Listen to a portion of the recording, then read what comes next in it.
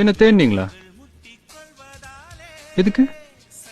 ஒரு முக்கியமான விஷயமா பேசணும்னு வந்தேன், மறந்துட்டேன். சிவா. என்ன? யாரு?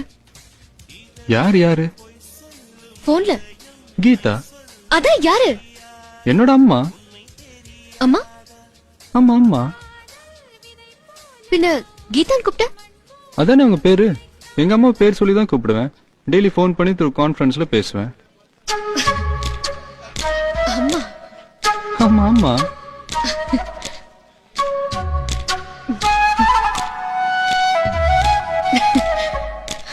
அம்மா